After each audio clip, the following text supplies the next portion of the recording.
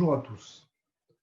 Aujourd'hui, nous allons étudier ensemble le chapitre 3 du livre de Yehoshua. Dans ce chapitre 3, il nous est raconté que du 7 au 9 Nissan, Yehoshua exige que les Bnei Israël se préparent à la traversée du Yarden, du Jourdain. Yehoshua les met en condition. Il leur dit qu'ils vont vivre un événement exceptionnel, mais il ne leur dit pas lequel. Yehoshua explique aux Kohanim que demain, le 9 Nissan au matin, très tôt, ils seront les premiers à quitter le campement de Shittim, où ils sont pour le moment. Et ils ouvriront la marche en direction du bord de la rive est du Yarden. Pour savoir et connaître le chemin qu'ils emprunteront, ils devront porter l'arche d'alliance. Et c'est elle qui leur indiquera le chemin à suivre. Cette arche d'alliance est aussi faite en bois de Shittim. Cette arche, donc, qui va les guider, et le peuple derrière suivra à distance. Là-bas, ils feront halte au bord de la rive est du Jourdain, dans l'axe de la ville de Yéricho, qui se trouve en face, sur l'autre rive. Et effectivement, le 9 Nissan au matin, très tôt, c'est ce qui se passe. Derrière l'ensemble des Kohanim, qui portent l'arche, le peuple avance et se laisse guider en toute confiance sur ce trajet inconnu. Quand ils arrivent le 9 Nissan au soir au bord de la rive du Yarden, à cette période du printemps, les eaux du fleuve sont très hautes et abondantes.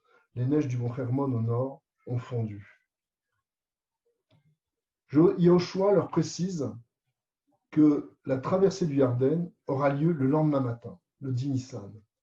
Cette fois, il ne s'agira pas de traverser le Yarden par l'un des ponts qui existent, comme l'avaient fait les poursuivants des explorateurs au chapitre 2. Non, la traversée se fera différemment, mais Yehoshua n'explique pas comment.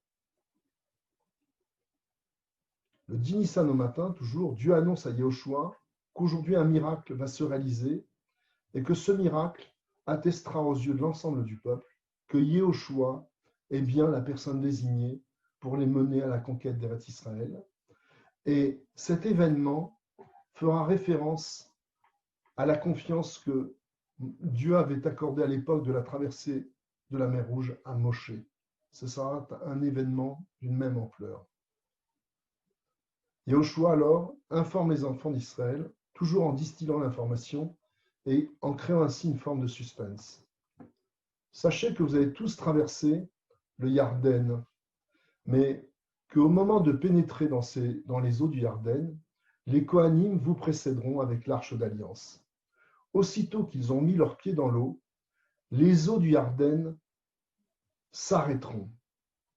En amont, un mur d'eau se formera au niveau de la ville d'Adam, et en aval, elles poursuivront leur course jusqu'à se jeter dans la mer morte. Il leur demande aussi que chaque tribu désigne un homme, mais n'explique pas ce que feront ces 12 hommes. Voilà en quelque sorte le résumé de ce chapitre. Et effectivement, c'est ce qui se passe.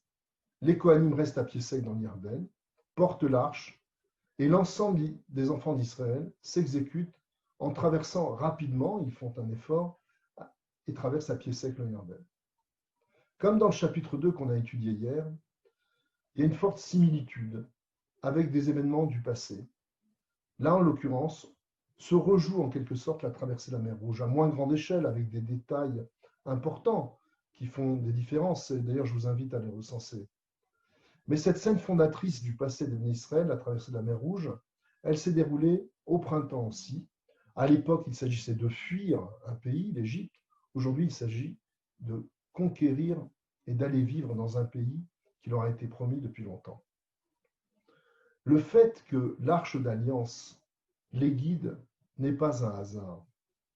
Cette armoire en Shittim qui transporte les deux tables de la loi, c'est-à-dire les deux jeux de table de la loi, celle qui avait été brisée et qui avait été donnée directement par Dieu et celle que Moïse avait lui sculptée. En quelque sorte, les tables brisées représentent la mémoire perdue et celles d'aujourd'hui, les tables entières qui sont dans cette arche, représentent la mémoire vive de la loi. Il s'agira de conjuguer demain l'extraordinaire et l'ordinaire.